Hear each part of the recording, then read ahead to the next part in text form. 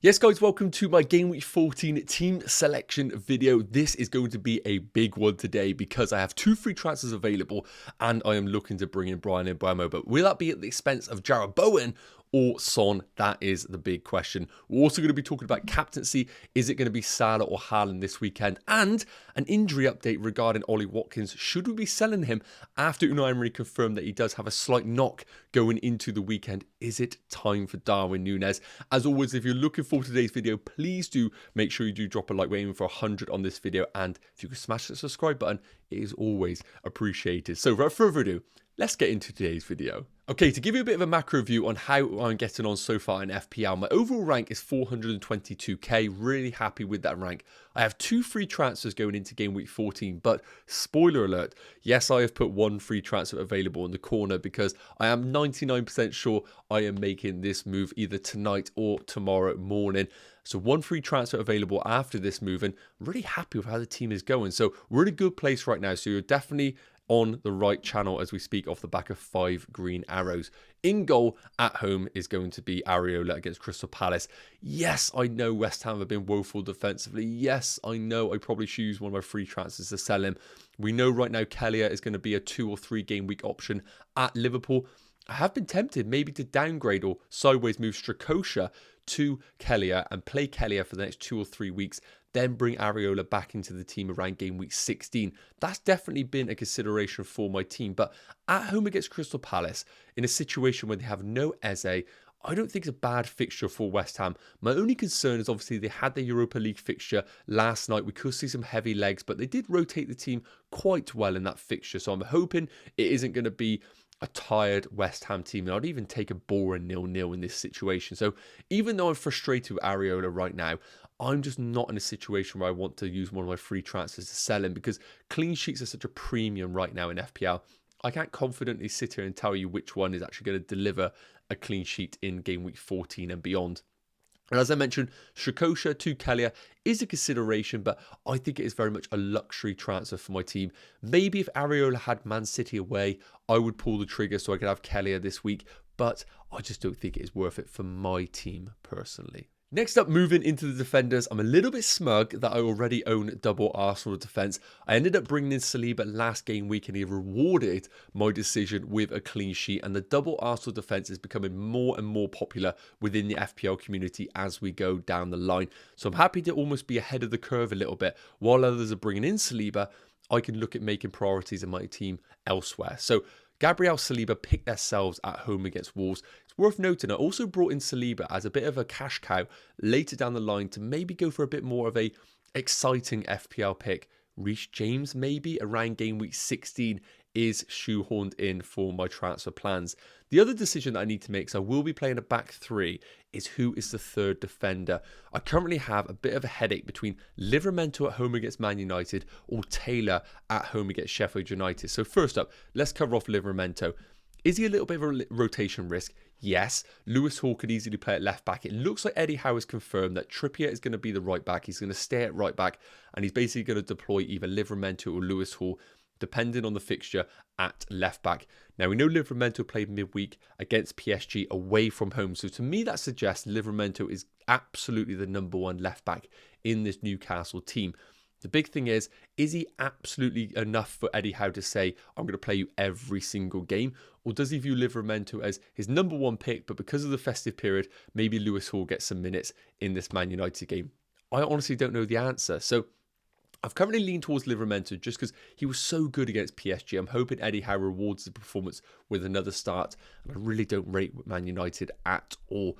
My only concern is it's a tired Newcastle team off the back of that PSG game. The only good thing is Man United also had a game a day later than Newcastle. So I'm hoping Man United are just equally as tired in that fixture. Now, I could easily bring in Charlie Taylor for his home game against Sheffield United. It's the best fixture you could have from a defensive perspective, but Burnley themselves have been so woeful defensively.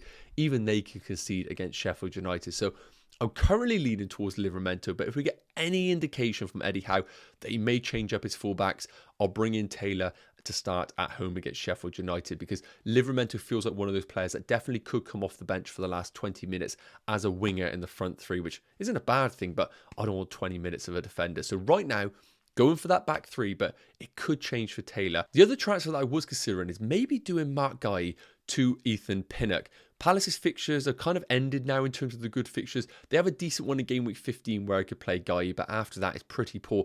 And Pinnock at home against Luton this week would be an obvious starter if I did bring him in. The problem is, I haven't really confirmed what I'm going to do in game week 18. And if I do bring in Ethan Pinnock, who of course blanks in game week 18, I'm almost forcing myself to use my free hit in game week 18, and I want to be a little bit more flexible. So I'm not going to make that move, even though it makes sense for this game week. Now time for the moment you've been waiting for, my midfielders, and you can see Mbeumo in the team. Now it's worth noting, I haven't actually made the move right now. I currently own Bowen, and I'm just debating whether I want to sell him for Mbeumo, but I'm 95% sure I'm going to pull the trigger on Bowen to Mbeumo. Realistically, I would like to wait as close to the deadline as possible, but if there is going to be significant price changes tonight, I may force my hand to do the move. Now, I honestly think Bowen, if he starts this weekend, is an amazing option at home against Crystal Palace, but whenever I make FPL transfers, I try not to focus on just the result of one game week. Now, I'll put the fixtures up on the screen here for West Ham and Brentford. Now, they look okay in terms of like the balance of difficulty.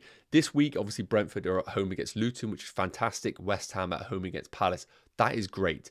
Now, of course, game week 15 is midweek. Brentford away against Brighton, who defensively are pretty woeful, so it's not a bad game. West Ham are away against Spurs. Again, have their own defensive problems, but Romero will be back in that game.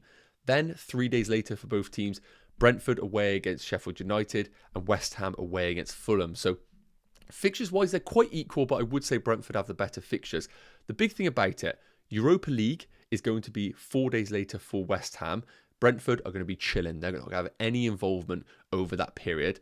Then in game week 17, Brentford at home against Villa, which I think is okay. It's not the best. And obviously West Ham are at home against Wolves, which is a really good fixture. But then again, 3 days after that, Brentford don't have any EFL Cup involvement. West Ham will be away against Liverpool. And I don't see David Moyes chucking the EFL Cup at all. I think he will play a very strong team. So it's another game that West Ham have, followed by Arsenal away 5 days later in game week 19. Whereas Brentford, of course, have the blank in game week 18. So it's a real mix right now of what to go for. I think based on the next 4 fixtures, I would slightly lean towards Mbeumo because I think he has the better of the fixtures.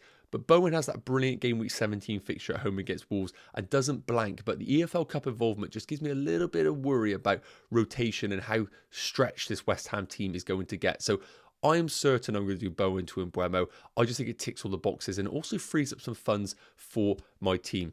The rest of the squad, it was a decision between Son or Bowen to sell, but I'm just happy to keep Son. The reason being, he's playing as a forward in an attacking Spurs team. I don't need to overthink it. Yes, he's had 3 blanks in a row, but he could have easily had a goal in game week 13 for anybody that did watch that game.